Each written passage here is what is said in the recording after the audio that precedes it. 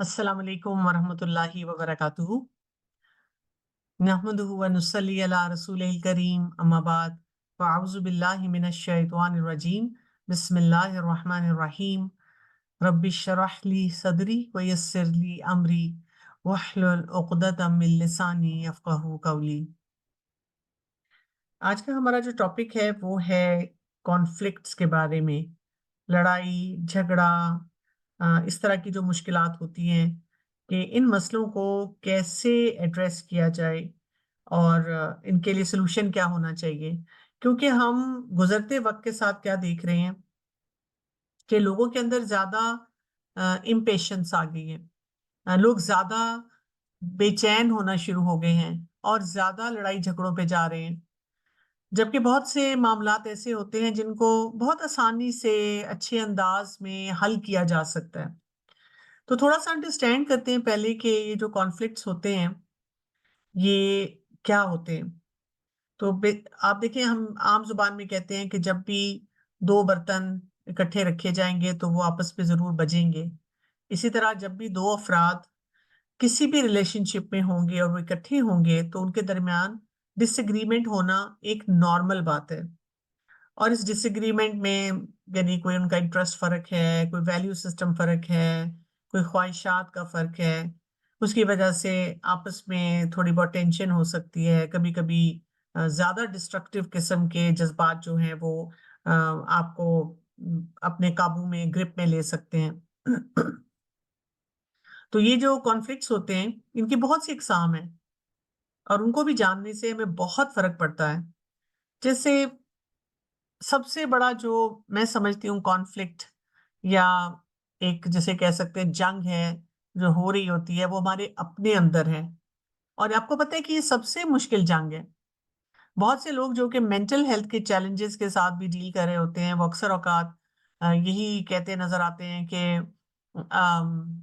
I am totally lost, मुझे नहीं समझ आ रहा कि what's the way forward in my situation, मुझे क्या करना चाहिए।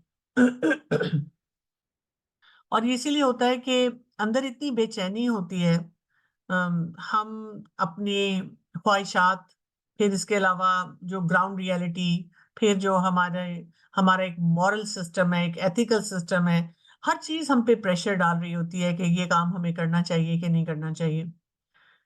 फिर इसी तरह बहुत से जो लड़ाई झगड़े या कॉन्फ्लिक्ट्स होते हैं, वो 2 अफ़राद के दरमियान हो सकते हैं और उसमें भी फिर यही बात होती है कि आपकी पर्सनैलिटीज़ डिफरेंट है, आपका वैल्यू सिस्टम, आपके ख़्यालात, आपके पैराडाइम, आप किस चीज़ को मानते हैं, किस चीज़ पे आप आवाज़ उठाना पसंद करते हैं।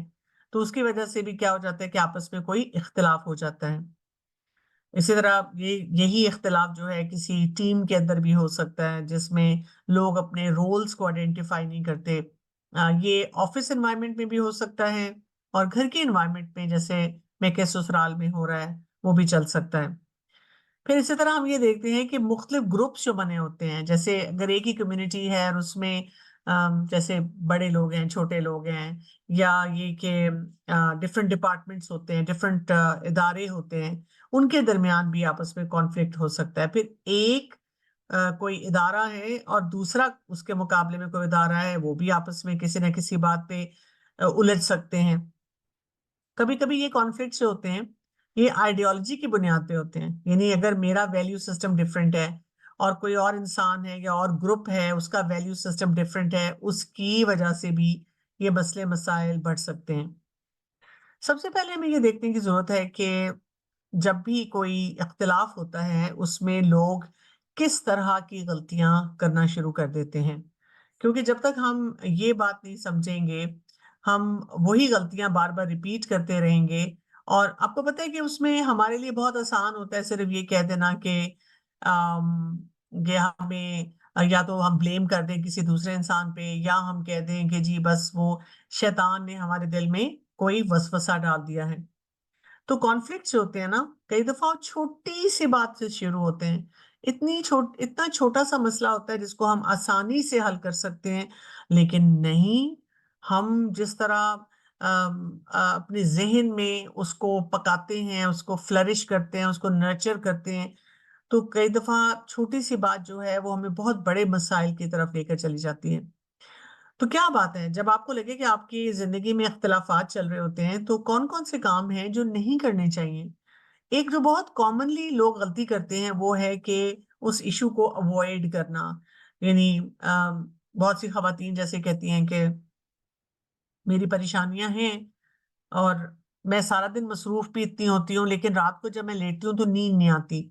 और वो नींद क्यों नहीं आ रही होती? क्योंकि आपने सारा दिन वो जो एक चीज़ आपको लगातार प्रेशर में रख रही है, जिसकी वज़ह से आपकी ज़िंदगी में कोई मुश्किलात आ रही हैं, उस कॉन्फ्लिक्ट को आपको रिज़ॉल्व करना चाहिए, उसको हल करना चाहिए। आप हल करने की बजाय उससे छुपती फिर रही हैं। लेकिन रात को जब आप अपने बिस्तर पे लेटती हैं, तो वो सारी बातें आपके दिमाग में घूमना शुरू कर देती हैं, जो आपको फिर मुश्किलात देती हैं।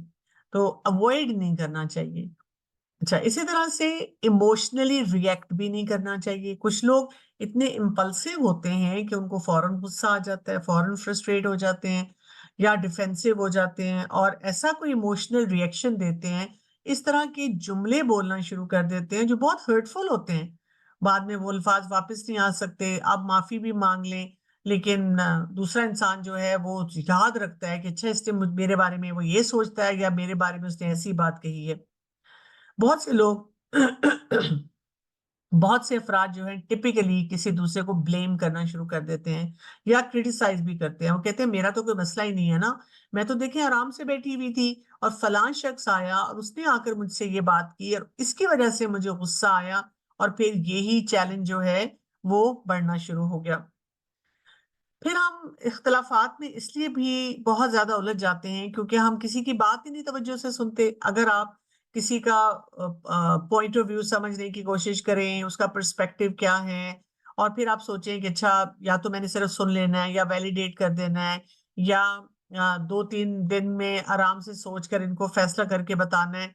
तो हम क्योंकि ऐसे काम नहीं कर रहे होते, हम भी फ़ौरन जंप करते हैं उस सिचुएशन में, तो मसला बढ़ना शुरू हो जाता है।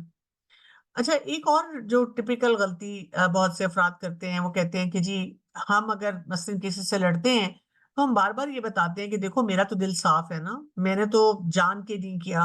तो हमें अपना मोटिव हमेशा बड़ा इनोसेंट लगता है।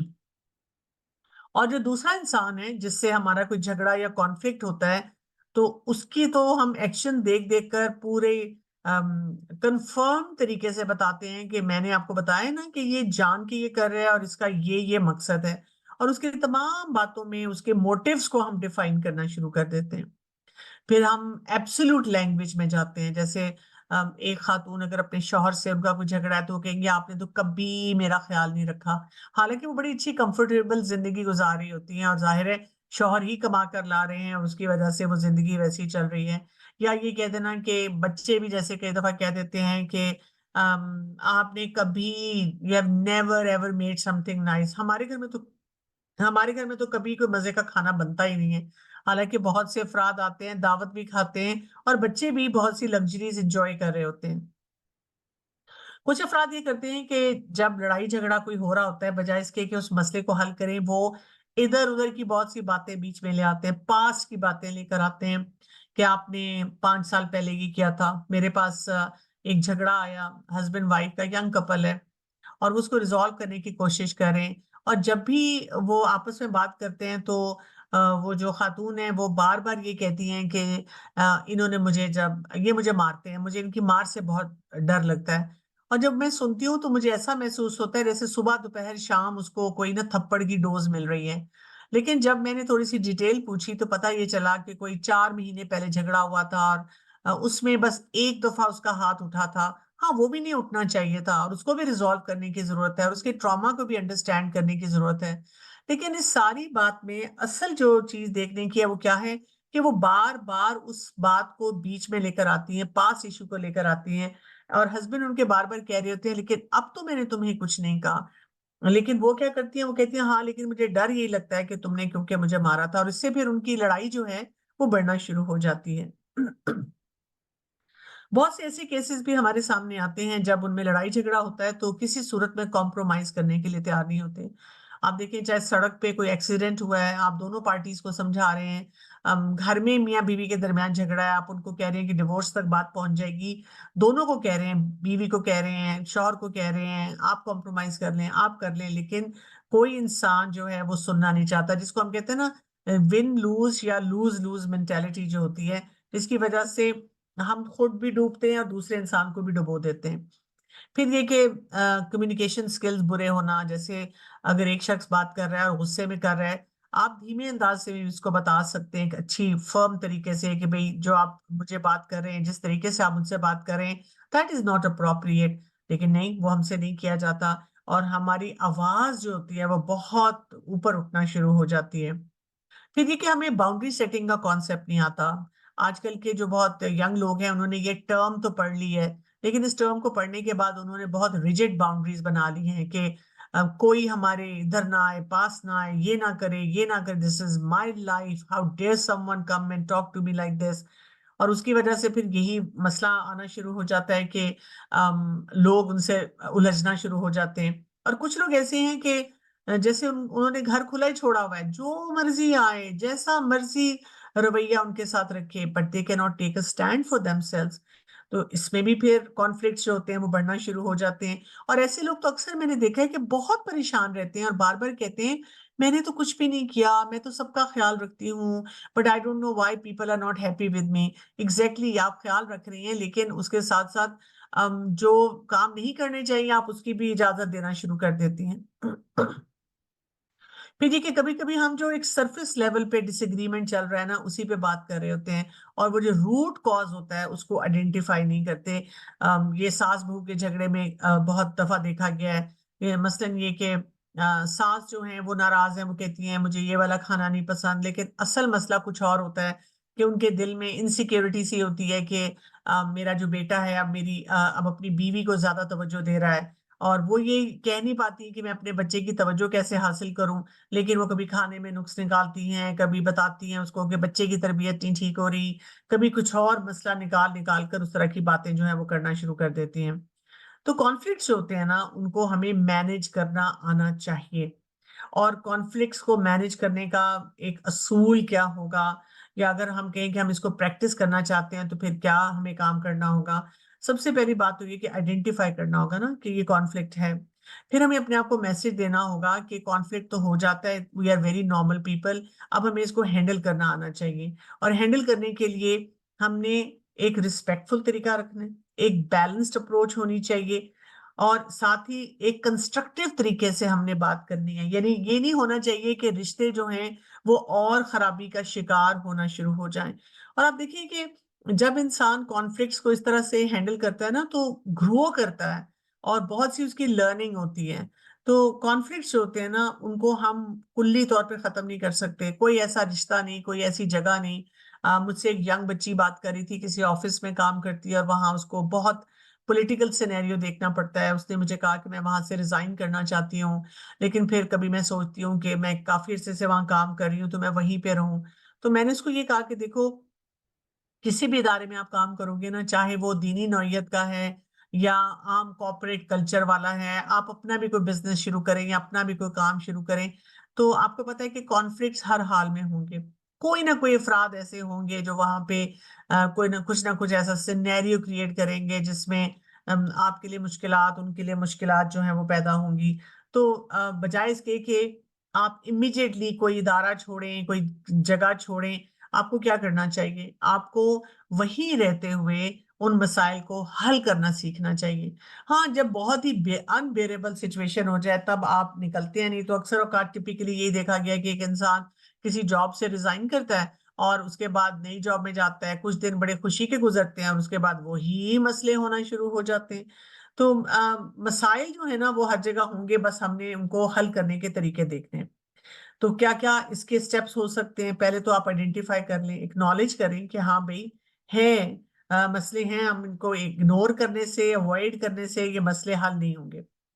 फिर ये कि आपको ना बहुत तहम्मुल से बैठकर दूसरे जो दूसरा इंसान है, उसके पर्सपेक्टिव को समझना है, उसके पैराडाइम को अंडरस्टैंड करना है, उसकी क्या नीड्स हैं, उसके क्या कंसर्न है, उसका क्या पॉइंट ऑफ व्यू है।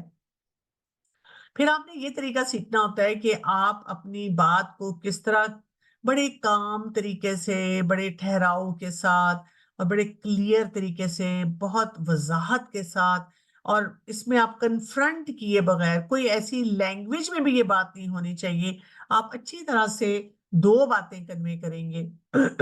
एक अपनी फीलिंग्स कन्वे करेंगे उस मामले में, और एक अपनी नीड्स बताएंगे। अक्सर औकात जो हमारी लैंग्वेज होती है ना, वो यू, तुमने ये किया, तुमने वो किया, तुमने ये किया, तो दूसरा इंसान भी जो होता है ना, वो फिर गुस्से में आ जाता है और वो कहता है अच्छा फिर मैं भी तुम्हें बताता हूँ कि मैं और क्या कुछ कर सकता हूँ, और मेरा अब क्या तरीका होगा, और मैं अब तुम्हारे साथ किस तरीके से बातचीत करूंगा। तो उसकी बजाय जो असल करने का काम क्या होता है कि हम अपनी फीलिंग्स की बात करें, कि मुझे आपसे बात करनी है, और मुझे ऐसा महसूस हो रहा है, और मैं इस बात पे बहुत परेशान हूँ, और ये चीज जो है मुझसे हैंडल नहीं की जा रही है। क्योंकि जब हम इस तरीके से कन्वे करते हैं जो नॉन कन्फ्रंटेशनल होता है, तो दूसरा इंसान भी फिर सुनने की कोशिश करता है। इसी तरह जब भी कोई मसला होता है ना, बार बार बार बार उस मसले पे बात करने के बजाय कट मार के, एक दफा बात आपने सुन ली, उसके बाद आपने उस पर कट मारा और उसने आपने कहा कि let's see what we want to achieve, हम हासिल क्या करना चाह रहे हैं, क्या सोल्यूशन है, क्या किसी को ब्लेम करने से ये मसला हल हो जाएगा, आप चाहते क्या हैं। मेरे पास अगर कोई कोचिंग के लिए आता है तो मैं उनको स्टॉप करके यही बात पूछती हूँ। जैसे अगर कोई खातून आई है और अपने हस्बैंड की बहुत बुराइयां कर रही है, कि इसलिए कि बहुत गमजदा है, और वो कह रही है कि मेरा हस्बैंड ऐसा है, ये करता है, ये करता है, ये ज्यादती करता है। तो मैं थोड़ी देर सुनती हूँ, फिर मैं उनको बात सुनने के बाद कहती हूँ कि आप मुझे ये बताएं आप क्या चाहती हैं। 2 मिनट के लिए वो सकते में आ जाती है, वो कहती है ये तो मैंने सोचा ही नहीं कि मैं क्या चाहती हूँ। तो मैंने कहा सबसे पहले आपको ये सोचना है, अगर तो आप इस रिश्ते में रहना चाहती हैं तो फिर आपको ये सब बातें करने के बजाय ये देखना चाहिए कि इस मसले का क्या हल है, इस मसले का क्या हल है, और फिर वो जो मसले का हल है आपने देखना है कि उसको सॉल्व करने में या वहां पर अपना हिस्सा डालने में मेरे एंड पे गैप क्या है। और जब तक मैं उस गैप को फिल नहीं करूंगी, तब तक ये मसला नहीं हल होगा। और खवातीन में मैंने देखा है, क्योंकि जाहिर है मेरी ज्यादा डीलिंग तो खवातीन से ही है, वो मुझे फौरन कहती हैं कि लेकिन मसला तो मेरे हस्बैंड का है, तो या मसला मेरे ससुराल वालों का है। तो मैं उनको कहती हूँ देखिए इस वक्त ना तो आपके हस्बैंड मेरे सामने बैठे हुए हैं, ना आपके ससुराल वाले हैं। मेरे पास कोई ऐसा टेलीपैथी का तरीका नहीं, कोई मौक्कल मेरे पास नहीं है कि मैं उनके जरिए आपके हस्बैंड का या आपके ससुराल वालों का पैराडाइम चेंज करूं। मेरे सामने तो आप बैठी हैं और ये आपकी नीड है, and you want to fix the things. तो जब आप खुद फिक्स करना चाह रही हैं तो आपको फिर उन सारी टेक्निक्स को इस्तेमाल करना पड़ेगा, ब्लेम किए बगैर आपको इन मसलों को हल करना पड़ेगा। इसी तरह से बाउंड्रीज को सेट करना बहुत जरूरी होता है, और बाउंड्रीज में दो बातें आती हैं कि आपको ये पता हो कि मेरी लिमिट क्या है, नंबर 1, और नंबर 2 आपको ये पता हो कि मेरी नीड क्या है। तो आपने अपनी नीड और लिमिट के दरमियान में रहते हुए वो फैसले करने होते हैं। तो उससे क्या होता है कि आप कभी किसी के साथ ज्यादती नहीं करेंगे, क्योंकि हमारे लिए तो मुसलमान होने के नाते ये बहुत इंपॉर्टेंट बात है ना। ये ना हो कि हम कहें जी मेरी बाउंड्री और मैंने ऐसे रहना है और मैंने ऐसे बात करनी है, और ये करते करते हम कोई ऐसी लिमिट क्रॉस करें कि आखिरत में हमारी जवाबदेही हो जाए। अल्लाह ताला हमें पकड़ ले उस बात पे, हम वहां पे बड़े खुश खुश जा रहे हैं कि अच्छा जी वहां जाकर मुझे बदला मिलेगा मालिक की यौमिद्दीन, और वहां जाकर हमारी खिंचाई हो जाए। तो that is why we have to be very very careful ना, कि इस मसलों को हमने हल कैसे करना है। तो अब अप्रोचेस क्या हो सकती हैं? क्या क्या ऑप्शंस होती हैं जब आपने अच्छी तरह एनालाइज कर लिया, सोल्यूशन के बारे में सोच लिया, और आपने फैसला कर लिया कि मेरा पूरा गोल क्या है। अब या तो आप कोलैबोरेट कर सकते हैं, जिसमें हम कहते हैं ना विन विन, यानी आप कहते हैं कि चलो भी मिलजुल के काम करते हैं और मिलजुल के इस मसले को हल करके, यानी कुछ मैं देख लेती हूँ कुछ आप देख लें, चलो जी मसला हल हो जाएगा। अच्छा, दूसरी अप्रोच ये हो सकती है कि हम कॉम्प्रोमाइज कहीं ना कहीं करें, यानी मिडिल ग्राउंड ढूंढा जाए। अच्छा जी आप ये छोड़ दें और मैं ये छोड़ देती हूँ, और जब आप मिडिल ग्राउंड पे आते हैं तो जो भी दोनों के लिए म्यूचुअली एक्सेप्टेबल सोल्यूशन होता है आप उस पर चले जाते हैं। तीसरा जो तरीकाकार होता है उसको हम कहते हैं अकोमोडेट करना, यानी एक कोई भी इंसान हो सकता है, वो कहता है कि अच्छा चलो मैं ना इस वक्त ये काम नहीं करता, या मैं स्पेस दे देता हूँ, या मैं आपको ये काम करके दे देता हूँ। तो आप अकोमोडेट करते हैं दूसरे की नीड को, क्योंकि आपको लग रहा होता है कि इससे मसला ज्यादा जल्दी हल होता है। मेरे सामने बहुत सी मिसालें सीरत में से आ रही है, लेकिन जैसे अकोमोडेटिंग के लिए आप देखें जैसे सुलह हुदैबिया का मौका था, तो आप सल्लल्लाहु अलैहि वसल्लम ने अकोमोडेट कर लिया उनको कि ठीक है, आप नहीं चाहते हम ये करें, हम नहीं करेंगे, और उन्होंने एक कॉन्ट्रैक्ट वहां पे लिख लिया। अच्छा, एक और तरीका अवॉइडिंग का होता है। ये वो वाली अवॉइडिंग नहीं है कि आप उस मसले पे बैठे हुए हैं और अंदर ही अंदर वो मसला आपको खा रहा है, लेकिन ये कि आप थोड़ी देर के लिए जरा साइड पे हो जाते हैं, आपके जज्बात बहुत भड़के हुए हैं, आप कहते हैं कि इस मसला इतना सीरियस नहीं है जितना मैंने इसको सीरियस बना दिया, या मैं बहुत जज्बाती हो गई हूँ इस वक्त, तो चलो मैं जरा थोड़ी देर के लिए इस मामले में चुप हो जाती हूँ। मैंने पर्सनली देखा है कि कोई चीज अगर आपको बहुत बॉदर करती है, कुछ बातें ऐसी होती हैं कि जब आपके सामने आती हैं तो इतनी शॉकिंग होती हैं और आप सोचते हैं कि अच्छा ये हो रहा है मेरे साथ, या फलां शख्स ने मेरे साथ ये कर दिया, और अंदर से आवाज आती है कि इसको मजा चखाओ, इससे बात करो और इसको सीधा करो, और दिल भी ये चाह रहा होता है, लेकिन आप सोचते हैं कि नहीं नहीं नहीं, रिश्ते की नजाकत ये है कि अभी मुझे नहीं बोलना, अभी मुझे चुप रहना है, मुझे थोड़ा सा एनालाइज करना है, ये ना मेरे एंड से कोई ज्यादती हो जाए या मामला ज्यादा बिगड़ जाएं। और आप जब थोड़ा सा अपने आप को धीमा करते हैं तो कई चीजें खुद ब खुद रिजॉल्व हो जाती हैं, कई बातें जो आपने सोची नहीं होती वो आपके सामने आ जाती हैं, कई दफा आपको ऐसे सोल्यूशन मिल जाते हैं जिससे आप उन मसाइल को ज्यादा अच्छी तरह से हल कर सकते हैं। और कुछ जगह ऐसी भी होती हैं कि आप कोई स्टैंड ले लेते हैं, आप बताते हैं कि भाई ये गोल है, इसको हासिल करना है, और इसमें हम थोड़ा सा मुकाबले पे आगे चलेंगे और इस मसले को इस तरह से हल करेंगे। और कभी कभी जाहिर है उसमें आपको मसला भी आ सकता है और कभी लोग आपके साथ कोऑपरेट भी कर सकते हैं, तो आप देखिए कितनी वैरायटी है। हम इसमें से कोई ना कोई रास्ता अगर चूज करते हैं, और असल टारगेट हमारा क्या है कि हमने मसले को हल करना है। कैसे आपको पता चलेगा कि ये मसला मेरा हल हो चुका है? इसकी भी एक पूरी चेकलिस्ट है। जैसे आपके रिश्ते बेहतर हो जाएंगे, यानी कोई मसला हुआ, लड़ाई झगड़ा हुआ, किसी ने एतराज किया, कोई इख्तलाफ किया, अब आपने ये सारे स्टेप्स फॉलो किए और उसके बाद आपका ट्रस्ट लेवल ज्यादा हो गया, आप लोग एक दूसरे की इज्जत ज्यादा कर रहे हैं, आप लोग एक दूसरे से बात अच्छी तरह कर रहे हैं, अल्हम्दुलिल्लाह। इसी तरह आपकी ये जो डिस्ट्रैक्शंस है बहुत सारी, वो कम होनी शुरू हो जाती हैं और आप अपने कॉन्फ्लिक्ट्स को बहुत अच्छी तरह से रिजॉल्व करना शुरू कर देते हैं। डिसीजन मेकिंग आपकी बड़ी क्लियर हो जाती है। पर्सनल ग्रोथ भी बहुत होती है, और अगर फैमिली है तो वो भी ग्रो कर रही है, अगर कोई कंपनी है वो भी ग्रो कर रही है, अगर कोई टीम है तो उसमें भी बेहतरीन तरीके से जो काम है वो हो रहा होता है। मैं दो और कॉन्फ्लिक्ट्स पे पर्टिकुलरली फोकस करना चाहूंगी, क्योंकि ये इंपॉर्टेंट एरियाज हैं और इसी के बारे में ज्यादा सवालात भी आते हैं। हस्बैंड वाइफ का रिलेशनशिप, उसमें किस नौयत के कॉन्फ्लिक्ट्स होते हैं? अब देखिए कि ये एक बड़ा टेंडर रिलेशनशिप होता है ना, और इसमें यानी कि जो कॉन्फ्लिक्ट्स होते हैं ना वो बड़े डीप रूटेड होते हैं, क्योंकि हर दिन आप साथ हैं, बहुत सारी आपके म्यूचुअल स्टेक्स होते हैं, और आपके म्यूचुअल स्टेक्स बहुत सारे होते हैं। फिर ये कि जो आपका कम्युनिकेशन स्टाइल कैसा होता है, अनमेट नीड्स बहुत ज्यादा होती हैं, तो इनकी वजह से छोटी सी बात भी कई दफा बहुत बड़ी बनना शुरू हो जाती है। टिपिकली हस्बैंड वाइफ के जो कॉन्फ्लिक्ट्स होते हैं उनमें फाइनेंशियल डिसएग्रीमेंट्स होती हैं, बजट बनाना, कितने पैसे देना, कितने घर पे लगाना, सेविंग कैसे करना, बच्चों को देना नहीं देना, और फाइनेंशियल इनसिक्योरिटीज दोनों तरफ होती हैं। हस्बैंड जो होता है वो इनसिक्योर हो तो कई दफा पैसे नहीं देता, और बीवी जो होती है अगर वो पैसे ना दे तो वो और ज्यादा इनसिक्योर होना शुरू हो जाती है। इसी तरह हस्बैंड वाइफ में जब कोई चिक चिक होती है, अक्सर उसकी वजह ये होती है कि आपने कोई डिवाइड ही नहीं किया कि रिस्पॉन्सिबिलिटीज घर में किस तरह देखी जाएंगी, यानी घर के काम हम इज्यूम करते हैं कि बीवी ही करेगी, और फिर अगर हस्बैंड को कोई भी काम करना पड़े तो उसको बुरा लगना शुरू हो जाता है, या बच्चों की ड्यूटी, पढ़ाई कौन कराएगा उनको, बाकी मामलात में कौन देखेगा, किस एरिया में कौन सुपरवाइज करेगा, जनरली घर के काम जो हैं वो कौन करेगा। और उसपे क्योंकि क्लियर लाइंस नहीं कहीं पे भी डिफाइन की गई होती हैं, तो आपस में फिर बहुत ज्यादा लड़ाई झगड़ा या मसाइल आते हैं। जिस घर में बच्चे होते हैं उसमें भी हस्बैंड वाइफ की जो लड़ाई होती है पेरेंटिंग स्टाइल्स की वजह से होती है, कि उनका डिसएग्रीमेंट होता है कि डिसिप्लिन कैसे करना है। यूजुअली ऐसे ही होता है कि एक बहुत सख्त होता है और एक जरा नरम दिल होता है, और वो इस बात पे लड़ रहे होते हैं। फिर स्क्रीन टाइम पे एक कह रहा है कि देखने दो जितनी स्क्रीन देखनी है, दूसरा जो है उसको इसी बात पे गुस्सा आ रहा होता है। फिर हेल्थ रिलेटेड डिसीजंस होते हैं, एक कह रहा है डॉक्टर के पास जाना है, दूसरा कह रहा है कि नहीं ये जो टोटका है इसको इख्तियार कर लो, एजुकेशन पे फलां इदारे में पढ़ाना है या ये बनाना है, यहाँ पढ़ाना है। इस पे भी हस्बैंड वाइफ जो है आपस में लड़ना शुरू कर देते हैं। फिर ये कि कम्युनिकेशन इश्यूज जहाँ जहाँ होते हैं, जैसे अपनी फीलिंग्स को कैसे वो एक्सप्रेस करते हैं, आर्ग्यूमेंट्स अगर होती हैं तो उनको कैसे डील करते हैं, कम्युनिकेशन स्टाइल उनका कैसा होता है।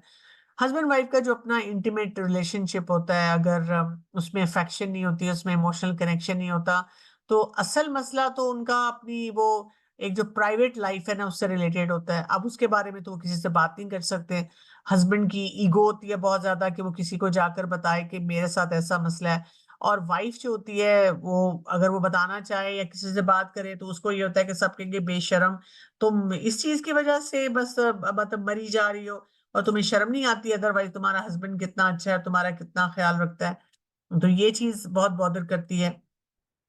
फिर ये कि ससुराल वालों को तो नहीं हम भूल सकते ना, ससुराल वाले बीच में होते हैं और उनकी जो इंटरफेरेंस होती है, चाहे वो बेचारे इंटरफेयर करें या ना करें, या अपनी तरफ से हमें कोई बात समझा ही रहे हैं, लेकिन हमने जरूर लड़ना है उस पे।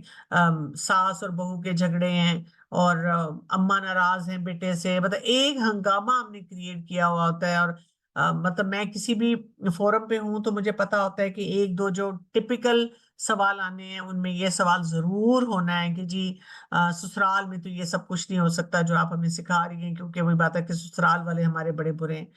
फिर ये कि वर्क लाइफ बैलेंस, इस पे आपस में मसले आ जाते हैं, स्पेशली अगर दोनों मियाँ बीवी काम कर रहे होते हैं, वैलिडेट नहीं दे करते एक दूसरे को, अप्रिशिएट नहीं करते एक दूसरे को। और इसकी वजह से ना कोई पर्सनल टाइम होता है कि चलो हम अलग भी कुछ रह सकते हैं, ना उन्होंने लाइफ के कोई गोल्स इकट्ठे मिलकर जो है सेट किए होते हैं। तो बेसिकली अगेन वही बात आती है कि अगर वो अपने मसाइल को हल करना चाहते हैं तो उनको अपनी कम्युनिकेशन स्किल्स को बेहतर करना होगा, उनको एक दूसरे के साथ एम्पथाइज करना होगा, उनको हेल्दी बाउंड्री सेट करनी होगी, कॉम्प्रोमाइज करना सीखना होगा। ये रिलेशनशिप कॉम्प्रोमाइज के बगैर और फ्लेक्सिबिलिटी के बगैर नहीं चल सकता। और इसी तरह अगर बहुत मसले मसाइल हैं तो हेल्प ले लें किसी से, बजाय इसके कि आप ताबड़तोड़ एक दूसरे के ऊपर जो है ना वो हमले करते रहें। ये इससे मसाइल आपके जो है ना और ज्यादा बढ़ना शुरू हो जाएंगे।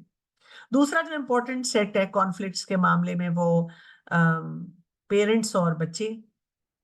अब हम ये देखते हैं कि जो पेरेंट्स और बच्चे होते हैं इनमें जनरेशन की भी डिफरेंसेस हैं, एक्सपेक्टेशन की भी डिफरेंसेस हैं।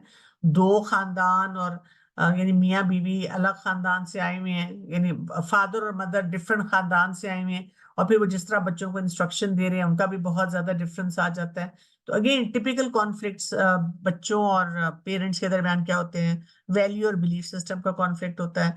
कई दफा पेरेंट्स जो होते हैं वो कल्चरल बातें अपने सामने रखते हैं या रिलीजियस प्रैक्टिसेस उनकी जिस तरह होती हैं, या वो कोई करियर चॉइस चाहते हैं बच्चे ले ना ले। और ये बातें जो हैं बच्चों और पेरेंट्स के दरमियान कॉन्फ्लिक्ट का जरिया बन जाती हैं। फिर ये कि बच्चे हर स्टेज पे जा रहे होते हैं, वो चैलेंज करते हैं पेरेंट्स को कि हमें आज़ादी मिलनी चाहिए। अब कितनी आज़ादी आपने देनी है, वो एज अप्रोप्रिएट है भी कि नहीं है, इसमें बच्चों के और वालिदैन के बहुत झगड़े होते हैं।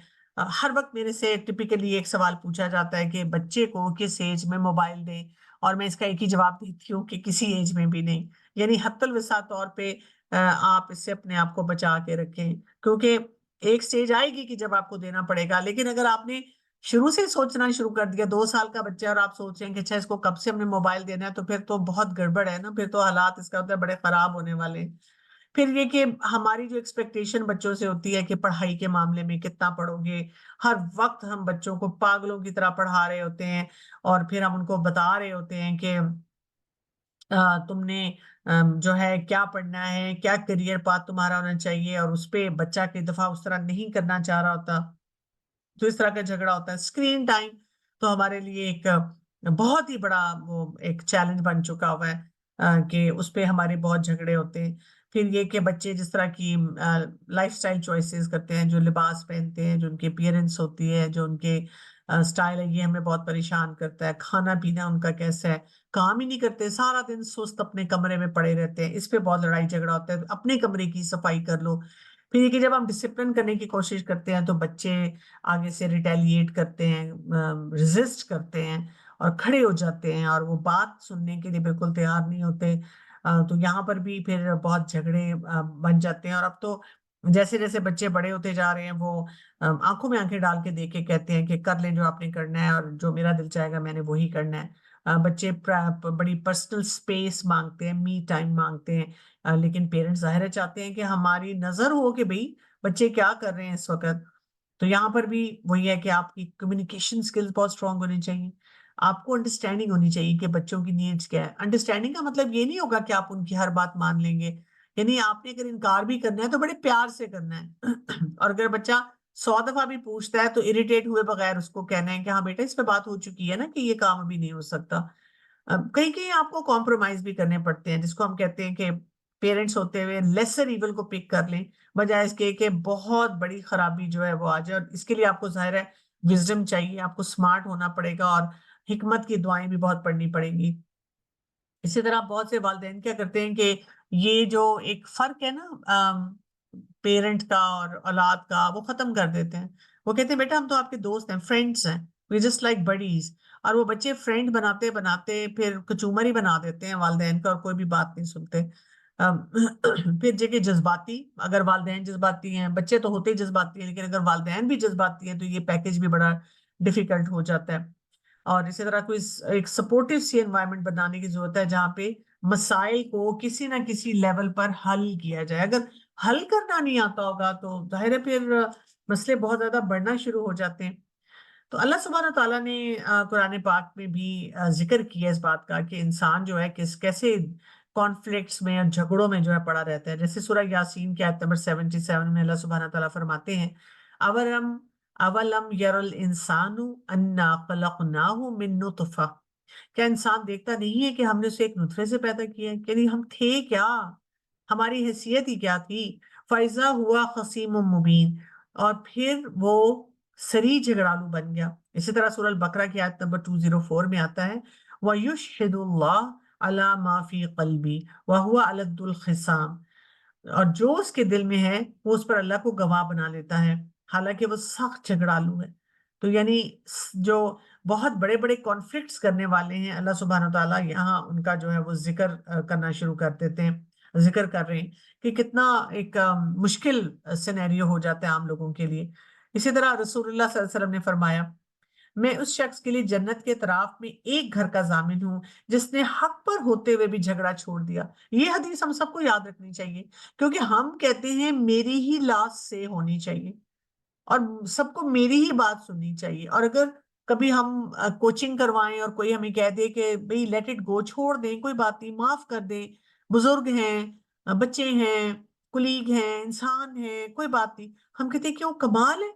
मतलब मैं फेमिनिज्म की मूवमेंट का हिस्सा ना बनूं, मैं जो है अपने लिए स्टैंड ना लूं, हम इस किस्म की बातें सोचते हैं। भाई आपको हक पर होते हुए अगर आपने झगड़ा छोड़ दिया, आपको जन्नत के तराफ में घर मिल रहा है, और क्या चाहिए। उसी जन्नत के लिए तो हम उसी जन्नत को हम ख्वाब देखते हैं। तो there is no element of frustration for us. इसी तरह और उस शख्स के लिए जन्नत के दरमियान में एक घर का जामिन हूं जिसने मजाक के तौर पे भी झूठ का इर्तिकाब नहीं किया। और झगड़े कई दफा इस वजह से भी होते हैं, हम किसी का मजाक उड़ा रहे होते हैं। और उस शख्स के लिए जन्नत के बुलंद तरीन हिस्से में घर का जामिन हूं जिसने अपना अखलाक अच्छा कर लिया। तो आप देखिए कि कितने खूबसूरत टारगेट हमें दिए गए हैं। अगर हम चाहें तो इसको अडॉप्ट कर लें और उससे हमारा अपना ही फायदा हो जाएगा। इसी तरह एक रवायत से हमें पता चलता है कि एक शख्स जो था वो उसने रसूलुल्लाह सल्लल्लाहु अलैहि वसल्लम से अंदर आने की इजाजत चाही। तो आप सल्लल्लाहु अलैहि वसल्लम ने फरमाया कि इसे इजाजत दे दो। और साथ ही आयशा रज़ियल्लाहु अन्हा से कहा कि ये अपने कबीले का कितना बुरा आदमी है। लेकिन जब वो शख्स अंदर आया तो आप सल्लल्लाहु अलैहि वसल्लम ने उसके साथ बड़ी नरमी से बात की। और आयशा रज़ियल्लाहु अन्हा कहती हैं कि मैंने अर्ज किया कि ए अल्लाह के रसूल सल्लल्लाहु अलैहि वसल्लम, आपने इसके मुतालिक जो कहा था, अरशाद फरमाया था, और फिर उसके साथ आपने नरमी से गुफ्तगू की। तो आप सल्लल्लाहु अलैहि वसल्लम ने फरमाया, ए आयशा, बेशक वो आदमी बदतरीन है जिसे इसकी बदकलामी के डर से लोग छोड़ दें। यानी अगर एक इंसान बुरा है, आप देखिए बहुत से झगड़ों में मैं ये बात देखती हूँ कि लोग क्या कहते हैं, लोग कहते हैं कि क्योंकि उसने ये किया था तो इस वजह से मैंने भी गाड़ी गाली दी। तो that doesn't justify my anger tantrum like that, कि मैं भी गाली दूं, मैं भी मुक्का मारूं, मैं भी किसी के साथ ज्यादती करूं क्योंकि किसी और ने मेरे साथ ज्यादती की थी। तो हमारा जो दीन है ना, हमें बड़ी प्रैक्टिकल गाइडलाइन देता है कि हम अपने मिजाज को कैसे दुरुस्त करें, अपनी कितनी रिस्पॉन्सिबिलिटी लें, और कैसे ये जितने मसले मसाइल हैं उनको आसान तरीके से रिजॉल्व करने की कोशिश करें। मैं अब आप लोगों के क्वेश्चन लूंगी, और यहाँ पे कुछ जो एक दो लिखे हैं वो पहले पढ़ लेते हैं। एक ये भी होता है कि एक बहू को अहमियत देना, या एक बेटा अपनी बीवी को लेकर अलग हो जाता है तो मुकाबलेबाजी की सूरत हो जाती है। हाँ जी, ये तो बहुत ज्यादा ससुराल में चलता है, देवरानी जेठानी के दरमियान, और अपनी बहू और जो बेटी है उनके दरमियान। तो इससे अपने आप को बचा के ही रखना चाहिए ना, ताकि हम कुछ हेल्दी तरीके से अपनी जिंदगी को गुजार सकें। अगर आपका कोई क्वेश्चन आप पूछना चाह रहे हैं तो you can raise your hand, open the mic, और आप प्लीज जरूर पूछ लें।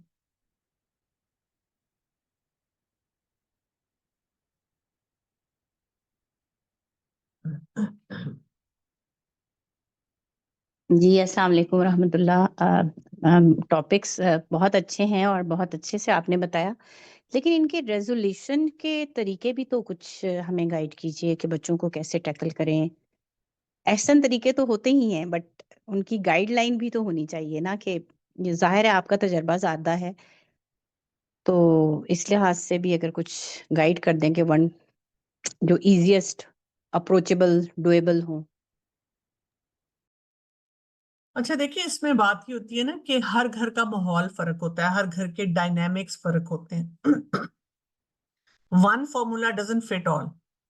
जैसे हम शॉपिंग के लिए जाते हैं ना, तो हम साइज बताते हैं, और उस साइज के बाद भी हम कितनी वैरायटी है उसमें से अपने मतलब की चीज पिक करते हैं, चूज करते हैं। लेकिन गोल हमारा ये होता है कि हमने ये कपड़ा, ये ड्रेस लेकर आना है। तो कोई भी इजी तरीका नहीं है। यानी जब भी आप सीधे रास्ते पे होंगे, सिराते मुस्तकीम पे होंगे, तो आपको बहुत कॉन्शियस होना होगा। मुत्तकी की जिंदगी ये है।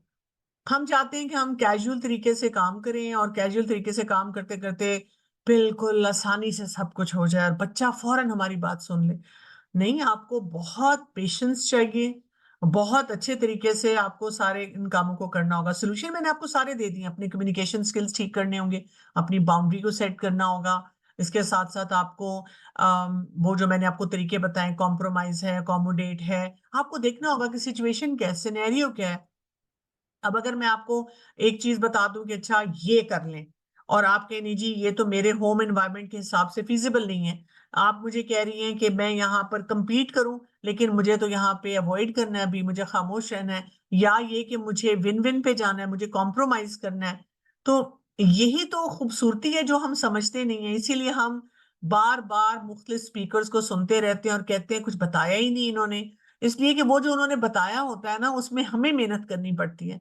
और हमारा दिल ये चाह रहा होता है कि किसी तरह से ये टॉक मेरा बच्चा सुन ले, मेरा शौहर सुन ले, मेरी सास सुन ले, वो अपने आप को ठीक कर ले। वो गेम नहीं होगी। इसके लिए आपको खुद ही मेहनत करनी होगी, और उस मेहनत में जो टॉप ऑफ द लिस्ट आता है, दुआएं, और खुद कुरान और सुन्नत के मुताबिक अमल करना। अगर आप चीख रहे हैं, चिल्ला रहे हैं, मिसबिहेव कर रहे हैं, बैक बाइट कर रहे हैं, और झगड़े को बढ़ाने वाले जो फैक्टर्स हैं उनको बीच में ला रहे हैं, तो फिर मसाइल आपके डेफिनेटली बढ़ना शुरू हो जाएंगे। तो सिचुएशन टू सिचुएशन और home environment to home environment जो है बहुत वेरी करेगा। कहीं पे आपको चुप करना है, कहीं पे कोई एक्शन लेना है। तो इस तरह से ना एक फार्मूला जो होता है वो सबको फिट इन नहीं होता। अच्छा, आपके बहुत से जो सवाल आ रहे हैं ना वो रोमन उर्दू में है। आई एम सो सॉरी, मैं ये बिल्कुल नहीं पढ़ सकती, ना मुझसे पढ़ा जाता है और ना मुझे समझ आता है लिखा क्या है। तो या तो आप प्रॉपर इंग्लिश में लिख लें, या आप उर्दू में लिख लें, या आप हाथ खड़ा करके खुद से सवाल पूछ लें। जी साइमा, आपने तो हाथ खड़ा किया हुआ है, आप पूछिए। बाजी, मुझे ये पूछना था कि जैसे कि कुछ स्किल्स होती हैं जो हम हासिल कर लेते हैं और फिर हम उसके जरिए से अपने आप को मतलब मनवा लेते हैं। लेकिन जैसे कि मेरा जो मसला है ना, वो सबसे बड़ा मसला ये आता है कि मैं मतलब बहुत कोशिश करती हूँ कि मैं बहुत अच्छा खाना पकाऊं, और मेरे जो हस्बैंड है ना वो बहुत ही अच्छा खाना खाने वाले हैं।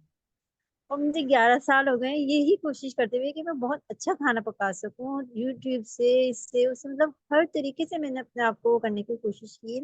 लेकिन मतलब ये होता है कि अच्छा बन जाता है, लेकिन फिर मतलब एक हफ्ते मतलब रोज ही खाना पकता है ना, ये तो कि भाई रोज ही खाना पकता है। तो बस ये होता है कि मतलब रोज कुछ अच्छा होना चाहिए और कुछ डिफरेंट होना चाहिए, तो ये मेरे लिए बिल्कुल पॉसिबल नहीं होता। मैं बहुत कोशिश करती हूँ कि बहुत अच्छा और बेहतरीन खाना बना के रखूँ, और मैं जिस चीज के ऊपर जितनी ज्यादा मेहनत करती हूँ ना, वो तो अक्सर खराब ही हो जाती है। और जो मैं ऐसी बना लेती हूँ ना कि लाओ बस ये डालो वो डालो इसको तैयार करके रख दो, वो मेरे हस्बैंड को बहुत अच्छा लगता है। मुझे ये समझ में नहीं आता है कि मैं किस तरीके से अपने मतलब आपको इसके अंदर मतलब वो करूँ कि मतलब मेरा खाना अच्छा बने। इस स्किल को मैं बहुत कोशिश कर रही हूँ कि मैं सही कर सकूं, लेकिन नहीं हो पा रही। एक्चुअली आपका जो चैलेंज है ना वो ये है कि आप परफेक्शन की कंडीशन पे जाना चाह रही हैं, और आपने अपने लिए ना उसको एक ऐसा गोल बना लिया है कि जिसमें आप उलझी हुई है ना। तो अगर आपको लगता है कि बाय लार्ज आप अपने इर्द गिर्द बाकी लोगों से पूछ सकती हैं कि क्या मैं अच्छा खाना बनाती हूँ, सब लोग कहते हैं आप बहुत अच्छा खाना बनाती हैं, तो बस उसी पे रहें। और आप ये देखें कि बहुत अच्छा खाना जो आपको आपके हस्बैंड को बहुत पसंद आए, वो बहुत इंजॉय करें, वो इंशाल्लाह आपको जन्नत में मिल जाएगा। असल काम आपको इस वक्त अभी क्या करना है कि खाने पे इतना इन्वेस्ट करना है कि आपकी नमाजें, आपका कुरान, आपकी अपनी सेल्फ केयर, आपके अपने वो काम जो उम्मत को सौंपे गए हैं, वो सफर ना हो। उनको करते हुए आजकल कितने लोग हैं जो बड़ी क्विक रेसिपी से क्विकली चीजें बना लेते हैं, और आपने खुद भी अभी ये कहा कि जब मैं क्विकली चीजें बनाती हूँ तो बड़ा अच्छा रिजल्ट आ जाता है। तो I think you should stick to that, क्योंकि आप खुद ज्यादा कॉन्शियस होके ये काम कर रही हैं। और अगर अब आप अपने हस्बैंड को ये कह देंगे बस अब मैंने इतना खाना बनाना ही नहीं, ये नहीं करना, तो वो भी उनके लिए अपसेटिंग हो जाएगा। उनको तो आप यही बताएं कि मैं कितनी मेहनत कर रही हूँ, लेकिन उस मेहनत को अपने ऊपर तारी नहीं करें। जी अरीबा।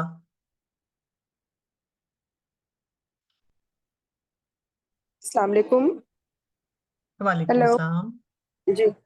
जी मेरा आपकी बहुत अच्छी टॉक थी, बहुत चीज़ें इसमें नई पता चली। लेकिन मेरा क्वेश्चन ये कि जैसे आपने जो भी सारे सिनेरियोज बताए वो उन लोगों से कॉन्फ्लिक्ट जो कि हमारे क्लोज रिलेटिव या फिर घर या फिर वर्क प्लेस पे। लेकिन what about conflicts at roads, unknown लोगों के साथ किस तरह से हम उनको, जैसे लाइक ड्राइव करते हुए कहीं गाड़ी ठुक गई। अब मैंने ये देखा है कि यानी जो भी जिससे भी गाड़ी ठुकती है वहां पे सड़क पे एक हंगामा आराई शुरू हो जाती है, सारे लोग जमा हो जाते हैं और बीच में दो लोग खड़े हुए लड़ाई कर रहे होते हैं। या फिर अगर खवातीन के लिए लें कि जैसे इवन सेल्स में या शॉपिंग में, सेल्स का ज्यादा बात कर लें क्योंकि सारी खवातीन उसमें ज्यादा इंटरेस्टेड होती हैं।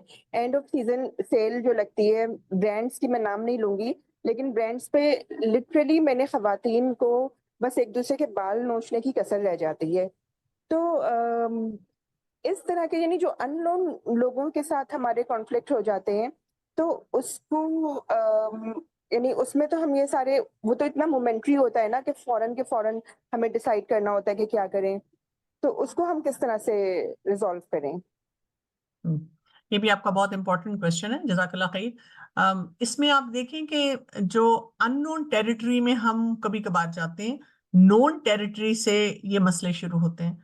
यानी ये नहीं हो सकता कि आप घर में इतने कंपोज्ड हैं और आप बहुत अच्छी तरह से रह रहे हैं क्योंकि घर में हर वक्त कुछ ना कुछ चल रहा है, और बाहर जाकर एकदम आप सेल पे गए और वहां आपने किसी का साथ तोड़ दिया, किसी के बाल खींच दिए। या ये कि आप घर में तो कोई बर्तन गिर जाए, कोई बच्चा गलती कर दे, कोई कोई भी फैमिली मेंबर कुछ ब्लंडर करे, आप उससे कहते हैं कोई बात नहीं, हो जाता है, बस अल्लाह की तरफ से ऐसे था, इन्ना लिल्लाह पढ़ लो।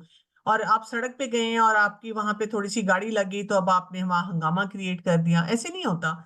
अगेन मैं उसी बात पे आऊंगी कि हम पहले अपने आप को घर में कंपोज करते हैं। रसूलुल्लाह सल्लल्लाहु अलैहि वसल्लम की जो गवाही थी वो घर से आ रही थी अखलाक की, और वही फिर हमारा सोसाइटी में जाके रिफ्लेक्ट करता है कि हम सोसाइटी में कैसे होते हैं। मैं किसी भी कॉलेज यूनिवर्सिटी में जब जाती हूँ वहां के कुछ क्लासेस लूं, और अगर कोई स्टूडेंट्स मिसबिहेव करें तो मैं बाद में उनको बुलाकर यही बात करती हूँ कि मुझे अपनी फिक्र नहीं है, क्योंकि जैसे ही मैं अकेली होती हूँ 1 to 1 तो फॉरेन स्टूडेंट्स कहते हैं I am so sorry ma'am, आइंदा नहीं करेंगे। तो मैं कहती हूँ मुझे अपनी फिक्र नहीं है, मेरे लिए बहुत बड़ी बात नहीं है। मसला मुझे इस वक्त ये नजर आ रहा है कि आपके घर में आप अपनी पेरेंट्स के साथ क्या करते होंगे। ये नहीं हो सकता कि आप उनके लिए रिस्पेक्टफुल हैं और यहाँ पर आप जो आपकी अम्मी की उम्र की एक खातून खड़ी है, आपको कुछ पढ़ा रही है, आप उनके साथ मिसबिहेव कर रहे हैं। ये नहीं हो सकता ना। तो ये बिहेवियर्स घर से ही चलते हैं। इसीलिए जब मैं सूरह हुजरात पढ़ाती हूँ तो मैं अक्सर अपने स्टूडेंट्स को बताती हूँ कि हुजरात से बात शुरू कीजिए, घरों से बात शुरू कीजिए, घरों के माहौल को हमें अच्छा करना है। और जब घरों में हम अपने बच्चों को ये मैनर्स सिखाएंगे तो जब वो बाहर जाएंगे उन कॉन्फ्लिक्ट्स को अच्छी तरह से रिजॉल्व करेंगे। मुझे याद है चंद साल पहले की बात है, मैं इसी तरह रोड पे जा रही थी और मैंने टर्न लेना था और मैं बिल्कुल यानी वो उस पे वेटिंग पे थी और खड़ी हुई थी और मैं देख रही थी कि कुछ गाड़ियां गुजर जाएं तो फिर मैं यू टर्न करूंगी। समहाउ मुझसे मिस हुआ। जब मैं यू टर्न करने लगी तो एक साइकिल आ रहा था और उस वो जोर से मेरी गाड़ी का कोना उसको लगा। मैं जब दूसरी तरफ चली गई मैं बहुत आसानी से बाहर निकल सकती थी, पहले मैं जाने लगी लेकिन मेरे जमीर ने गवारा नहीं किया और एकदम मुझे नजर आया, मैं जब उतरी कि मैं उनसे माफी मांग लूं, तो मैंने जब रोड क्रॉस करने के लिए जाने लगी तो मुझे नजर आया कि उनके हाथ से खून निकल रहा था। तो मैंने जल्दी से अपनी गाड़ी से कुछ जो थे टिश्यूज वगैरह निकाले और मैं भाग के गई और मैंने उनके हाथ पे रखे और मैंने पहले मुझे था कि मैं गुस्से से कहूँ आपका दिमाग खराब है, आपको नजर नहीं आया। फिर वही बात है, मुझे खुदा खौफी, मैंने कहा अल्लाह को क्या जवाब दूंगी। तो मैंने उनसे कहा आई एम सो सॉरी, मुझे आप बिल्कुल नजर नहीं आए। हालांकि मैं बिल्कुल खड़ी हुई थी, मैं रुकी हुई थी मेरी गाड़ी। तो उस शख्स ने इतनी उसकी जो कैफियत थी ना मुझे अभी तक नहीं भूलती। उसने इस तरह देखा, उसको यकीन नहीं आ रहा था कि कोई गाड़ी से उतर के खातून इस तरह बात कर रही है। और मेरा कोई इरादा नहीं था ऐसे बात करने का, शायद बस अल्लाह ने करवा दिया। तो उसने मुझे फौरन कहा कि नहीं बाजी कोई बात नहीं, आप वाकई रुकी हुई थी, मैंने सोचा था मैं तेजी से निकाल लेता हूँ आपके जाने से पहले और उस वक्त आपने भी स्टार्ट कर दी गाड़ी। तो मैंने फिर उसको जब हेल्प ऑफर की तो ही सेड इट्स ओके। उसने कहा बाजी यही बहुत बड़ी बात है कि आप उतरी हैं, आपने आके सॉरी बोलना है। खैर आई डिड हेल्प हिम और फिर मैंने उसको हॉस्पिटल वगैरह भिजवाया।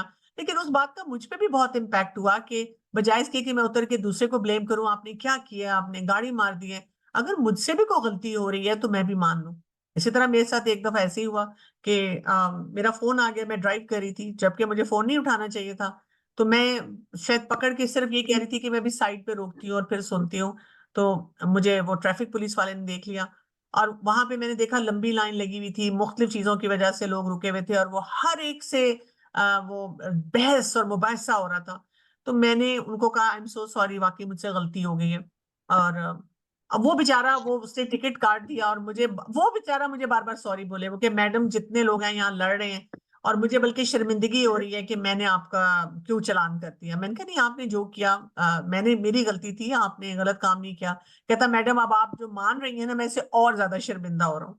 तो आप देखिए कि हमें खुद, हम में से हर एक को जो सेंसिटिव है इस बात के लिए कि लोग सड़कों पे क्या करें, लोग सेलों पे क्या करें और जगहों पे क्या करें, हमें खुद मोहतात होकर कॉन्फ्लिक्ट्स को रिजॉल्व करना चाहिए और ये डेफिनेटली इम्पैक्ट क्रिएट करता है बाकी लोगों के दिल में भी। आज ही हुआ है, शाम को मैं अपनी मदर के साथ कहीं शॉपिंग पे थी, कुछ कपड़े ले रही थी तो एक ड्रेस हमें पसंद आया, मेरी मदर ने उठाया, उनसे कहा पैक कर दे, वो पैक करा तो एक और खातून आई, उन्होंने कहा कि मुझे यही चाहिए, बहुत अच्छा लग रहा है। उन्होंने कहा जी ये एक ही पीस था, इन्होंने खरीद लिया है। अब हमें ना बुरा लग रहा था और वो बार बार कही थी हाँ ये बहुत अच्छा है, इस जैसा कोई और नहीं। अब हमारा पैक हुआ हुआ था तो मेरी मदर ने उस वक्त कहा कि आपको चाहिए तो आप ले लेना, मैं तो वैसे ही ले रही थी, मुझे अच्छा लगा। अब देखिए उसने सुना, वो भी एकदम थोड़ी सी हुई और उसने एकदम खुद ही कहा, उसने कहा नहीं नहीं नहीं मुझे ये दूसरा मिल गया, ये भी मिलता जुलता है, नहीं नहीं थैंक यू सो मच, बस बात वहां खत्म हो गई। तो एक के सिर्फ कहने से दूसरा इंसान जो है ना वो बेहतर होना शुरू हो जाता है। बहुत सारे हाथ भी खड़ा है और रिटन क्वेश्चन भी है, ये एक दो रिटन मैं ले लेती हूँ पहले। अगर शौहर बिल्कुल भी कोई जिम्मेदारी ना उठाए तो क्या किया जाए, ना बच्चों के हवाले से ना ही घर के किसी भी मामले में। अपने ताल्लुकात अच्छे करें शौहर के साथ और जो कुछ आप कर सकती हैं सिर्फ उतना करें, और जो आप वो नहीं कर सकती तो बस कुछ नहीं, आप उन चीजों को छोड़ दें। कई दफा हमने ओवर रिस्पॉन्सिबिलिटी ली होती है और कई दफा कुछ चीजों को छोड़ने से भी घर चल रहा होता है और कोई इतना बड़ा मसला नहीं क्रिएट होता। और वैसे भी देखिए कि शौहर जो होते हैं ना वो बाहर की जिम्मेदारियां उनके ऊपर अक्सर इतनी होती हैं कि वो बहुत सारे मामलात हमारे ही हवाले कर देते होते हैं। एक और सवाल है कि गैर जरूरी जिम्मेदारियां ससुराल की डाली हुई शौहर ने ना करो तो फिर वो नाराज होते हैं। शौहर को खुश करने के लिए कुछ काम कर लिया करें, इसीलिए सेल्फ केयर बहुत जरूरी होती है। अगर आप सेल्फ केयर, अपना ख्याल रखना जानते हैं तो फिर आप फ्रस्ट्रेट नहीं होते। और अगर आप ये सोचते हैं कि मुझे इसका अजर अल्लाह की तरफ से मिलेगा और वो मेरे शौहर के जो हैं वालिदैन हैं, घर वाले हैं, तो कोई हर्ज नहीं होता कि अगर हम आउट ऑफ वे जाते हैं। देखिए वहां पे हमारा नाम मोहसिनीन में लिखा जाएगा।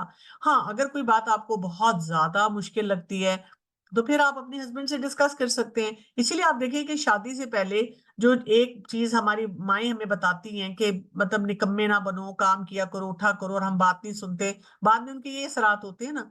मेरे पास अक्सर जब खवातीन आके ये बातें करती हैं तो मैं उनसे जरूर पूछती हूँ कि आप मुझे बताएं, how was your life before marriage, यानी आप कितनी एक्टिव होती थी। क्योंकि अगर आप एक्टिव हैं आपको फर्क नहीं पड़ेगा, आप शादी के बाद ससुराल वालों के लिए भी सारे काम कर लेंगी। लेकिन अगर आप निकम्मी थी, सुस्तुल वजूद थी, तो जाहिर है फिर आपसे ये काम जो है वो नहीं किए जाएंगे और उसमें मुश्किलात होंगी। ठीक है, कह रही है मैं अल्हम्दुलिल्लाह नमाज कुरान और बाकी सब कुछ करते हुए इन कामों को करती हूँ। बाकी लोगों को खाना पसंद आता है अल्हम्दुलिल्लाह, बस हस्बैंड मुतमईन नहीं होते। फिर कोई बात नहीं, फिर आप हस्बैंड के साथ बस मुस्कुरा मुस्कुरा के बात किया करें और बाकी कामों को छोड़ दें। मेरे हस्बैंड बच्चों की तालीम के मामले में बहुत हाई एक्सपेक्टेशन रखते हैं, 90% से कम नंबर ना हो, इस वजह से हर वक्त घर में शोर रहता है। वो नाइट ड्यूटी करते हैं, दिन भर बच्चों के स्कूल से आने के बाद से ही डांट डपट शुरू हो जाती है, अभी बैठो पढ़ने, और बहुत चीख चिल्लाकर बात करते हैं, और अगर उन्हें समझाने की कोशिश करो तो मुझसे लड़ना शुरू कर देते हैं।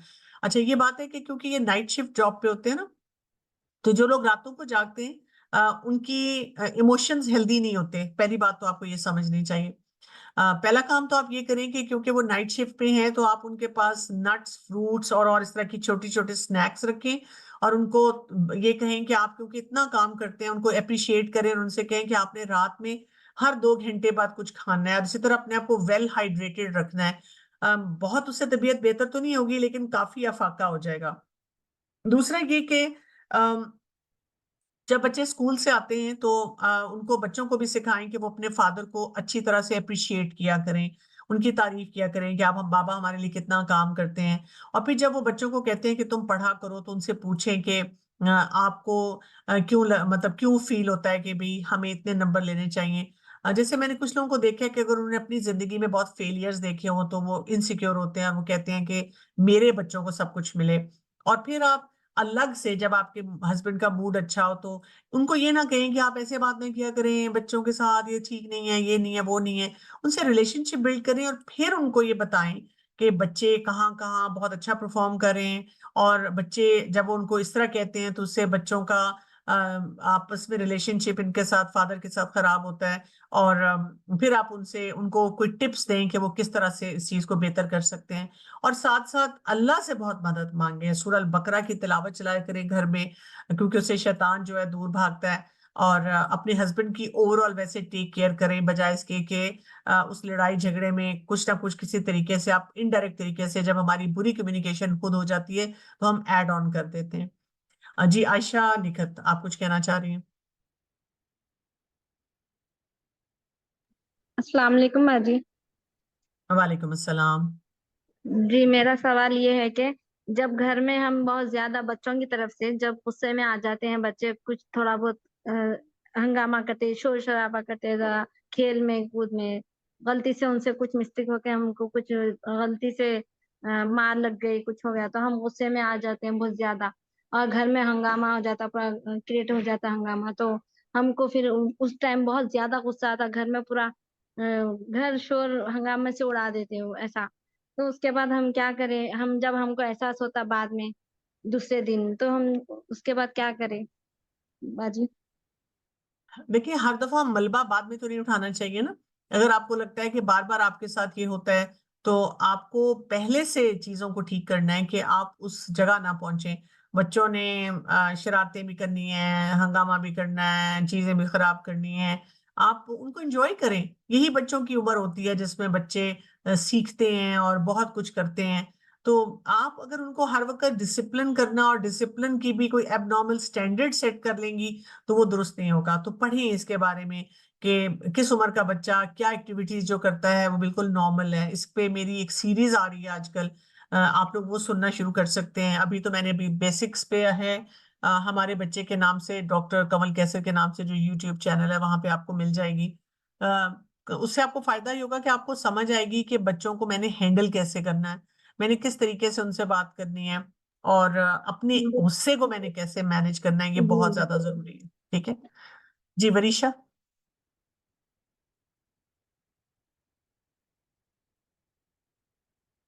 जी सादिया, आप पूछ लीजिए। अस्सलाम वालेकुम। सादिया, आप माइक खोल लीजिए, आप पूछ लीजिए सवाल। अस्सलाम वालेकुम रहमतुल्लाहि व बरकातुहू। जी वालेकुम अस्सलाम वरहमतुल्लाहि वबरकातुहू। माशाल्लाह बाजी, आपका बयान बहुत अच्छा था। और मेरा सवाल ये है कि मैं खुद एक स्टूडेंट रही हूँ कुरान फकी और अलहुदा यूके एंड पाकिस्तान से। मैंने काफ़ी माशाल्लाह कोर्सेज किए हैं और मैंने काफ़ी लेक्चर्स ज्वाइन किए हैं। उसकी वजह से मैंने अपने आप को काफ़ी इम्प्रूव महसूस किया है। I have change my self rather than changing others. तो अल्हम्दुलिल्लाह। सवाल ये है कि सम टाइम आप अपने आप को बिल्कुल बदल लेते हो और आप बच्चों को उनके हिसाब से लेकर चल रहे होते हो। क्योंकि मैं आयरलैंड में रहती हूँ, तो यहाँ का माहौल बिल्कुल डिफरेंट है और मैं एक रिलीजियस पर्सन हूँ। लेकिन जाहिर सी बात है, रिलीजन पढ़ते हुए मुझे ये चीज़ समझ में आई कि आई कांट फोर्स एनीथिंग। मैं गाइड कर सकती हूँ जो मैंने पढ़ा है, लेकिन मैं इम्पोज या फोर्स नहीं कर सकती। तो क्या मैं फिर गुनहगार होती हूँ क्योंकि मैं समझा रही हूँ पॉजिटिवली? हमारे घर का माहौल बहुत अच्छा है माशाल्लाह। मेरे हस्बैंड भी काफ़ी चेंज हुए बिकॉज ऑफ माई सेल्फ। बच्चों में भी काफ़ी चेंज आया है। लेकिन द थिंग इज़ दैट कि वो चीज़ नहीं कर रहे जो अल्लाह ताला चाहते हैं। सॉरी, मेरी आवाज़ थोड़ी ख़राब हो रही है। तो वो चीज़ नहीं करते जो अल्लाह ताला चाहते हैं और मुझे लगता है कि उनको इस तरह से होना चाहिए। आई नो कि 15 साल या 16 साल की उम्र में वो सब कुछ नहीं कर सकते जो मैंने इतने टाइम में सीखा है। तो क्या मैं गुनहगार हो रही हूँ या मुझे उनको बहुत ज़्यादा स्ट्रिक्टली करना चाहिए, या मैं जिस तरह से कर रही हूँ पॉजिटिवली वही सही तरीका है? Thank you so much. देखिए, आप बस अल्लाह से मदद मांगते हुए जो आप उन्हें सिखा रही हैं, आप बस सिखाती जाएं। बच्चों को तो बड़ा टाइम लगता है, बड़ी एफर्ट करनी पड़ती है और बड़ा स्लो एंड स्टेडी चलना पड़ता है। इसको मैं हमेशा कहती हूँ कैरेक्टर बिल्डिंग। जैसे एक बिल्डिंग बनती है ना, तो एक एक ईंट रखी जाती है और उसको आहिस्ता आहिस्ता बिल्ड किया जाता है। तो ये फाउंडेशन स्ट्रांग बनाई जाती है। और आप अल्लाह से अच्छी उम्मीद रखें।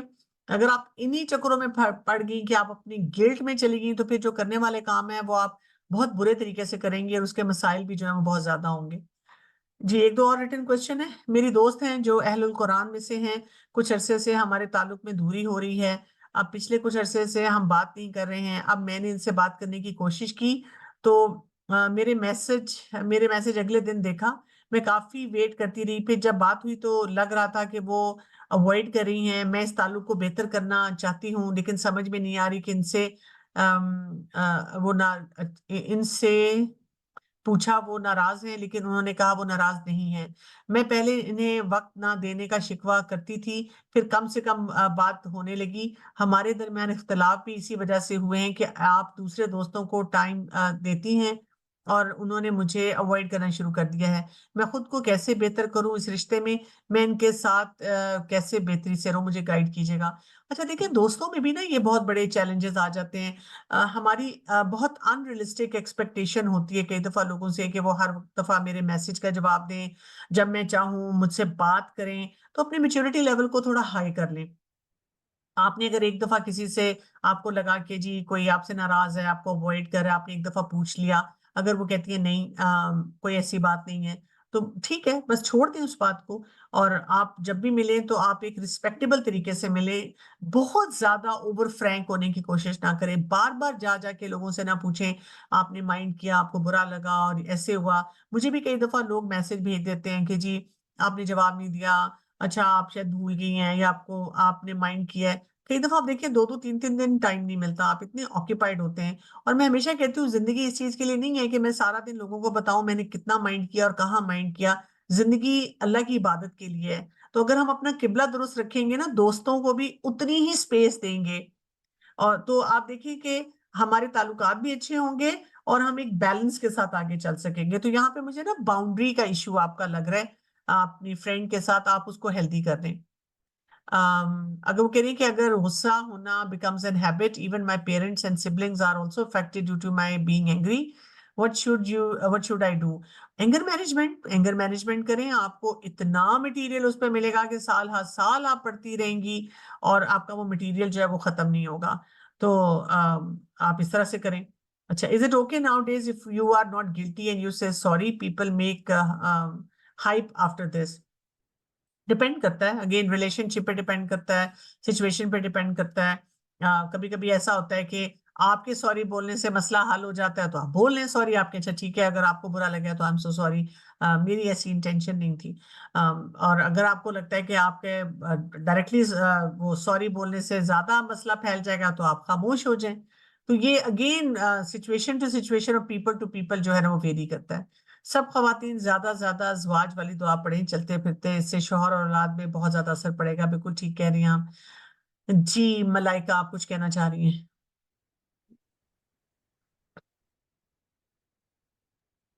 अस्सलाम वालेकुम, आवाज आ रही है मेरी? जी बिल्कुल आ रही है, वालेकुम सलाम। मैम मेरे दो क्वेश्चंस हैं। एक ये कि सहाबियात की जिंदगी में उनका एक बीइंग अ वुमेन और बीइंग अ हाउस वाइफ, उनके क्या रोल्स थे, कि उन्हें घर से कितना निकलने की इजाजत थी और उनकी अपनी प्राइवेट लाइफ कितनी थी? क्योंकि मुझे अपने हस्बैंड की तरफ से बिल्कुल ये इजाजत नहीं है कि हाँ मैं बाहर जाऊं। वो हर चीज मुझे मेरे घर में प्रोवाइड करते हैं। इवन कि मेरी मतलब जिम या आउटिंग या पार्क में जाना, वॉक, इस तरह का भी मुझे टाइम नहीं मिलता। और मैं चाहती हूँ कि वो मेरे साथ हों, और कभी मैं चली भी जाऊँ तो वो अक्सर मुझसे ना खफा हो जाते हैं, मुझे इस तरह का महसूस होता है। और तो इस पे हमारी थोड़ा सा ना नोक झोंक चलती रहती है। और दूसरी चीज ये है कि मियाँ बीवी एक दूसरे का लिबास है। तो क्योंकि बीवियां थोड़ी सी अल्लाह थोड़ी ज्यादा दीन को लेके होती हैं, प्रैक्टिकल, मैंने देखा, नोटिस किया है। तो वो कुछ चीजें नोटिस कर रही होती हैं, कभी बोल देती हैं कभी नहीं बोलती। लेकिन शोहर को किस हद तक दीन से उसे रिलेट किया जाए, या कितनी उसे कोशिश की जाए, और किस टाइम उसे नसीहत की जाए, क्योंकि हर टाइम तो हर कोई नसीहत सुनना भी नहीं पसंद करता कि, और हर टाइम हर कोई मतलब इस मूड में नहीं होता। और ये चीज आगे जाके हमें नजर आ रही होती है कि प्रॉब्लम करेगी। और कितने ऐब हैं जो मियाँ बीवी को एक दूसरे के साथ मतलब उन एक दूसरे को छुपाने चाहिए, क्योंकि कुछ चीजें प्रॉब्लम करती हैं, और वो फिर किससे डिस्कस की जाए। मेरे ये दो क्वेश्चन हैं बस। यार आपने दो से ज्यादा सवाल पूछे। पहला सवाल जो आपका था वो ये था कि क्या सवाल था आपका पहला वाला? मेरा क्या हाँ, सवाल ये आपके, ये मुझे याद आ गया, आपने साहबियात और उनके बारे में पूछा। देखिए उसके लिए मैं आपको एडवाइस करूंगी कि आप जो साहबियात की जिंदगी के ऊपर एक बड़ी अच्छी किताब है, हयात साहबियात के दरख्शां पहलू, छोटी सी किताब, मतलब उसमें छोटे छोटे टॉप उसमें चैप्टर्स में मुख्तलिफ साहबियात के बारे में ये बताया गया है कि वो क्या क्या करती थी। सबसे बड़ी बात ये कि उनके नजदीक जो बहुत बड़ी प्रायोरिटी थी वो अल्लाह की इबादत थी, और साथ शौहर की इताअत थी। हमने क्योंकि इस सारे कॉन्सेप्ट को ना मेस अप कर दिया है। हम बहुत जल्दी इनसिक्योर होते हैं कि अगर हस्बैंड जो है वो कहता है कि तुमने घर से बाहर नहीं निकलना, अगर आपको वो घर में हर चीज प्रोवाइड कर रहा है तो आप आराम से इंजॉय करें, रिलैक्स करें, बैठें। जी हमारे यहाँ पे कॉन्सेप्ट ये आ जाता है कि डोंट यू फील सफोकेटेड अगर तुम्हें घर में रहना पड़ रहा है। अगर आपको वो सब कुछ दे रहे हैं तो आप घर में रहें। साहबियात से तो हमें यही पता चलता है। लेकिन हमें उसमें ऐसी भी साहबियात नजर आती हैं जो जंगों में भी जा रही हैं, जो एजुकेशन के सेक्टर में भी काम कर रही हैं, जो मिनिस्ट्रीज में भी जा रही हैं। तो ये उनके अपने अपने डिफरेंट हालात थे। तो आपका क्योंकि पैकेज ये है कि आपके हस्बैंड ये पसंद नहीं करते, तो आपको इसी चीज पे रहना चाहिए और इसी पे अपने अंदर एक सुकून की कैफियत लानी चाहिए। असल बात ये होती है कि आपका ग्रोथ माइंडसेट होना चाहिए। आपका ग्रो करने का तरीका होना चाहिए कि मैंने पीछे नहीं रहना, मैंने अपने हस्बैंड के साथ आगे चलना है। दूसरा आपने कहा जो शौहर बीवी एक दूसरे का लिबास होते हैं, और अगर हमें एक दूसरे के बारे में बात करनी है तो कैसे करें। आप देखिए लिबास में अगर कोई लेट्स से कहीं से छिद जाता है, फट जाता है, हम उसे कवर करते हैं, छुपाते हैं, हम उसे एक्सपोज नहीं करते। तो हस्बैंड वाइफ का जो ये ताल्लुक होता है ना, बड़ा सेंसिटिव रिलेशनशिप होता है। ये नसीहतों वाला नहीं होता जब तक कि कोई खुद से ना मांगे। ये सिर्फ रिलेशनशिप बिल्डिंग वाला होता है। आप रिलेशनशिप बिल्ड करते हैं और वहां से छोटे छोटे मशवरे देते हैं, छोटी छोटी बातें करते हैं, जिससे आपका स्पाउस भी सुनने के लिए तैयार होता है। लेकिन अगर आपने उनको बताना शुरू कर दिया कि आप ये करें, ये ठीक नहीं, आपको ये काम ऐसे करना चाहिए, ये ठीक नहीं, तो नोबडी लाइक्स दैट। किसी को ये बात जो है वो अच्छी नहीं लगती है कि आपको बताई जाए। तो बेस्ट ये होता है कि आप रिलेशनशिप बिल्डिंग पे रहें। एक एडल्ट है जिसको आप नसीहत करने की कोशिश कर रही हैं। एडल्ट्स को हम तब नसीहत करते हैं जब वो आपसे कोई बात सुनने के लिए तैयार हो और मांगे। आपको अगर वो आके कहते हैं मुझे बताओ, मुझे ऑफिस में मसला आ रहा है, क्या करना चाहिए, मुझे बताओ, मैं अपनी अम्मी और बहन के साथ ये मसला है उसको कैसे डील करूं, फिर तो आप बता सकती हैं। उन्होंने मशवरा मांगा ही नहीं, और आप शुरू हो गई हैं उनको बताने लंबी लंबी तकरीरें करके कि आप ये किया करें और आप ऐसे रहा करें, तो आपके मसाइल बढ़ेंगे, कम नहीं होंगे। तो आपको वहां पे फिर प्रॉब्लम्स आना शुरू हो जाएंगी। ठीक है। रिटन क्वेश्चन एक दो और ले लेते हैं। ये कह रही है कि I live in a joint family system and I have a very humble nature but my siblings and my in-laws are way too sharp. I couldn't handle them and I used to be silent every time due to what everybody took me for granted, and my in-laws put all the responsibilities on me, and my husband has an OCD patient, severe depression, anxiety levels. My in-laws don't balance work and things, expenses between my husband and my younger brother. And at the end of the day, there is a huge fight between me and my husband without any reason. अच्छा, ये एक चीज मैं आपको यहाँ पे बताऊं, जो यहाँ तक की जो बात है, ये जो आपने कहा ना कि मैं मासूम हूँ और मेरे इन लॉज बहुत तेज हैं, तो मुझसे अक्सर लोग ये आकर बात करते हैं कि मुझे तो वो तरीके नहीं आते, और अगर उनको कोई तरीके बताए जाए आप ऐसे ऐसे सिचुएशन को हैंडल करें, तो वो ये कहते हैं कि दरअसल मुझे चालाकियां नहीं आती। तो मैं उनको बताती हूँ कि देखें, हमारा दीन हमें बेवकूफ बनने के लिए नहीं कहता। हमारे दीन में हमें क्या बताया गया है कि हमारे अंदर हिकमत होनी चाहिए। हिकमत यही होती है जिसको हमने आजकल के दौर में चालाकी कह दी है, और भोंडापना जो है और बेवकूफाना जो रवैया है उसको हमने मासूमियत का नाम दे दिया हुआ है। तो हमारा दीन हमें बताता है कि you have to be very sharp, you have to be very vigilant. ये दीन के मुताबिक आप काम करेंगे कि अगले इंसान का मिजाज समझें, उसके मुताबिक मामला करें, हिकमत के साथ, कब बोलना है कब नहीं बोलना, क्या काम करना है। और जब तक आप वो काम नहीं करेंगी तो आपकी सिचुएशन नहीं सही तरह से हैंडल होगी, फिर आपके दरमियान लड़ाई झगड़े जो है वो बढ़ते ही चले जाएंगे। ठीक है, तो इस चीज को आपको ठीक करना है। हमें गलती के बाद एहसास हो जाए तो क्या करना चाहिए, क्या हम खामोश रहें या माफी मांग लें? इसके लिए एक फॉर्मूला होता है, माफी, तलाफी, इजाफी। इसको याद रख लें। पहले माफी मांगनी है जहां पे जरूरत पड़ती है, माफी मांगने के बाद आप क्या करते हैं, उसकी तलाफी करते हैं, यानी जो आपने गलती की है आइंदा के लिए आप प्लान बनाते हैं कि वो मैंने काम नहीं करना, और उसके लिए आपके पास प्रॉपर स्ट्रक्चर्ड प्लान होना चाहिए कि दोबारा जब वो सिचुएशन आएगी तो मसले मैंने गाली नहीं देनी, गुस्सा नहीं करना, चीखना नहीं है, इस तरह से जवाब नहीं देना, ये मैंने सारे काम ठीक करने हैं।